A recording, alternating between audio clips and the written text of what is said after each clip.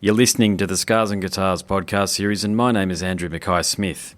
The interview subject that you've tuned in to hear from is Andreas from Brazilian metal legends Sepultura. The reason for the conversation is to promote the band's 2017 release, Machine Messiah. Let's have a listen to what Andreas has to say. Here we go. I've had a bit of a listen to Machine Messiah. It's unmistakably a Sepultura record, but I'm hearing some new things this time around. So the title track sounds like it has a bit of an Iron Maiden vibe, and Iceberg Dancers. It's almost like John Lord from Deep Purple has joined for a little bit. What were some of the inspirations this time around? I wish, I wish John Lord would be there with us. But yeah, I mean, it's an album that we want to do that, to explore our musicianship at the highest level, really prepare ourselves and play our instruments as the best that we could, and really try to explore this new breaking limits that we were trying to break, and Jens Bogren, producing the album. Yes. We went to Sweden to work at his studio. It was a perfect choice, really for him to help us to take the band to the next level, and we ourselves as well, we stepped up, especially Paulo and Derek, working on lyrics, and Paulo working on bass arrangements, something like never before, and we really wanted to do like a song with their own characteristic. You see, Machine Messiah is very different from My Enemy, and very different from Phantom Self, and so on. And that creates the album. We really work the album idea. The first song of the side A, and which song should open side B, thinking about the vinyl format, and which came back with a lot of strength. It's great to see vinyl back, and it really helped us, to build this album atmosphere and to tell a story, even though it's not like a conceptual album, per se. But I mean, Machine Messiah and what we see today, the robotization of society, and all the influence that the robots having in our lives today, these topics were the main influence to write everything, so it's not like a sci-fi futuristic idea, but rather what we see today, Yeah, and who did the album cover art? That looks fantastic. Yeah, it's amazing work. It's an artist from the Philippines. Her name is Camille De La Rosa, and I found her work on the internet. I had the name of the album and the overall concept, what the direction we want to follow very early when we start writing the first demos and the first ideas, Yep. And during those days, I went to the internet to try to find a new artist, and I found this painting, Deus Ex Machina, which, it fitted very perfectly all the concept that we wanted to explore and to talk about. And it was done in 2010, so long ago, and wow, okay, yep. It's almost was, it was done for us, and I was going to say, it's almost like I talked to her, and she was so humble and so happy to be a part of this project, and and it is a new artist from a different country, from the European American, connection, and a different style and a different energy, and I was so happy to find that, and it fitted perfectly. It's great. Well, I've got to say, my wife's family is from the Philippines, and one of my best friends is from Brazil, and I can tell you there's actually a lot of similarities between the two countries, believe it or not. Yeah, that's true. I mean, it is a very specific country with their own, cultural elements, and that it shows on her art. It's a very energetic, powerful. I don't know. It always moves. It's almost moves. The cover. It's amazing. Oh, it is. It's fantastic. I would ask if you can possibly do it. One of those all-over print T-shirts with the artwork on it would look phenomenal. Yeah, definitely. That'd be, if you could. Yeah, we're working on the stage now. Try to use those elements and stuff, and we're gonna bring some new elements on stage as well. It's gonna be cool. Mate, how do you think fans are going to react to the new material? I don't know, man. And with all the respect, it's like we cannot really care too much about that, Sure. because we always expect for the best. Of course, we do our the best that we can. We put all the effort and energy and dedication, to do an album, and we try to talk about things that really matters in our life, and try to express our point of view about different topics and everything, And doing so, we relate with people everywhere. We have the privilege to travel the world. 32 years of a career, 76 countries that we visit so far, and it's great to see how music can break barriers and open doors, we were not afraid of trying anything new, if that's the type of, the question, we're not afraid. Because if we try to please everyone, we're not going to move, we're going to be at the same place and doing nothing, because we have to break the rules. I always give the example of Pablo Picasso. Imagine Picasso following all the rules and everything. He wouldn't be Picasso. he was only Picasso because he broke the rules and he showed a new possibility. And that's freedom. That's really a new idea, a new element, an expansion of the brain, expansion of possibilities. And that's what we try to do with our art.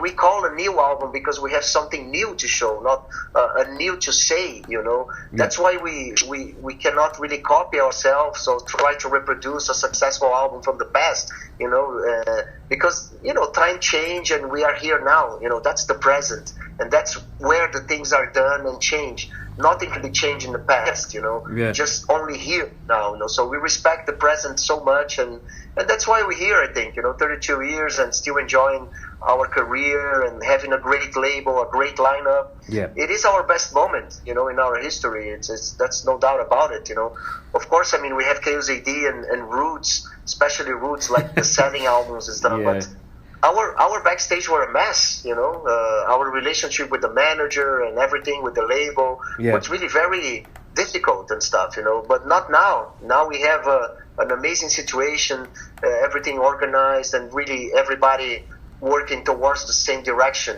so it helps also the band really to focus only in music, really, to go to the practice room and really write and focus on music instead of just focus on all the bureaucratic bullshit, Yeah, gotcha. And look, I've long admired your approach to soloing, so just talking about you as a guitarist, and I do genuinely feel like you're a very underrated guitar player in the halcyon halls of guitarists. So to be quite frank with you, mate, I'm not pissing in your pocket, excuse my language, but I feel you're up there with Dime in a lot of ways. How do you go about constructing a guitar solo, and have your influences and inspirations changed over the years? Thanks, man. It's something that Machine Messiah really wanted to do my best, really. To try to make the best solos for, the best parts for the songs, and I really prepare myself. While Derek or Paulo were recording bass, I was on the side room with my computer and my Pro Tools, trying and experimenting with scales and melodies and trying options, So when I was ready to record with Jens, I have different options to go. And Jens also helped me a lot, to try to find the best tuning, the right guitar for the right part. He's an amazing musician as well, very keen to details and so we had fun, with pedals and different heads. I think I used like around 12 to 13 different guitars, for specific parts here and there, and it was great. It was like every guitar player dream, to have such a privilege an opportunity to do stuff like that, and I'm really happy, with the sound and the way the leads came. They sound phenomenal, mate. The solos are great. It really, and I think it really helped, the song, the overall song, and really happy with it, man. So when you played with Anthrax as part of the Big Four, I felt that was a big compliment to Seps and your own contribution to metal over the past 25 odd years. What's your favourite memory from those shows? Oh my God, man! It was one of the best moments in my career. It's like I was so happy when Scott Ian called me, he called me early in 2011, Yeah. because they're supposed to do the Big Four in the summer, European summer in 2011. But he already knew, of course, his wife was pregnant and everything. And, I couldn't believe that he called, this guitar player from Brazil. I mean, he knows so many different, people and so many different great guitar players around the world. And I was so honored, so it's such a privilege, to play with my idols, man, the guys who changed the face of music, and gave us this, without them, we wouldn't be here, and I had the best time of my life, Yeah, you look like you were having a lot of fun up there, yeah. Oh, yeah, it was great. I felt home, they were so great. Of course, I knew Anthrax, many years. We met like in many different situations, but they made me feel home, and also the jam at the end with Metallica, Megadeth, Slayer, everybody at the same time on the stage, and I was there with them, really open stage. They received me so well, man. I mean, it was fantastic, I really. It was 2 weeks that it was like a dream, even better than a dream because it was real. It was great. Yeah, gotcha. And look, forgive me here, mate. I'm just going to ask a question or two about Max, if that's okay. You probably get asked about this stuff all the time, but I promise you I'm going to put a bit of a different spin on things. Many people want to see the classic yacht lineup reunited. I'm sure you know that, mate. You only have to go on blabbermouth boards or whatever else to see people's comments about that. Is there anything about being in a band or playing with Max that you miss, though? Not really, because I'm here. I don't miss something that is not a part of anything that I do. Yeah. It's I respect the past. Like I said, we did great stuff together. I mean, me and Max had like a great chemistry together. Yeah. We kind of created this together. This Sepultura sound, and going to the Indian tribes and trying all the impossible things that we thought were possible, coming out of Brazil and playing with our idols in the biggest festivals. It's something that I respect so much, and I have great respect for everything that we did together. But, he chose to leave, that was his choice to go. And since he left, we never tried to replace him, Derek is such a different guy. He's a different musician. He doesn't have the guitar playing of the thrash school. That's why he doesn't play guitar. But, we use new elements, and we take Sepultura to different ways and different levels and different experiences, So in that sense, there's nothing to be missed. It's something that we're not trying to reproduce something that was done before, but rather, we do what we do today.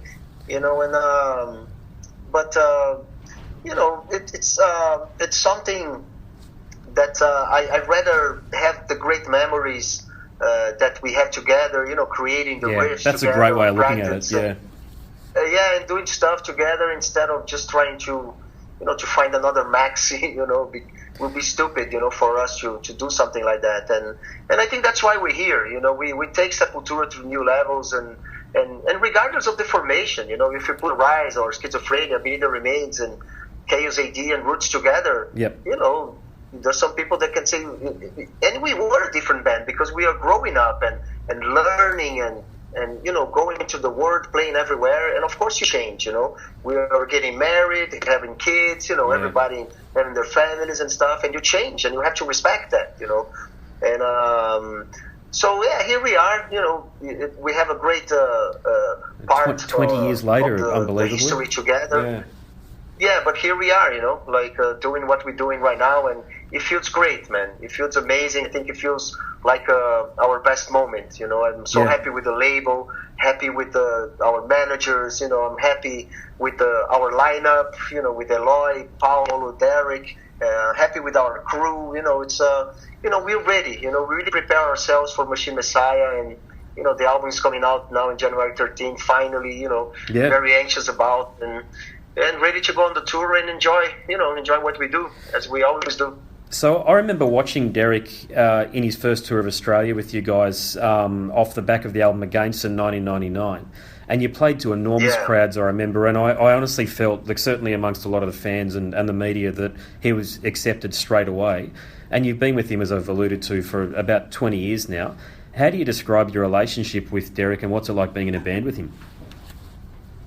Oh, it's awesome, man. Derek's an amazing guy. I'm so glad, he's with us. We went through a lot of criticism and a lot of fucked up,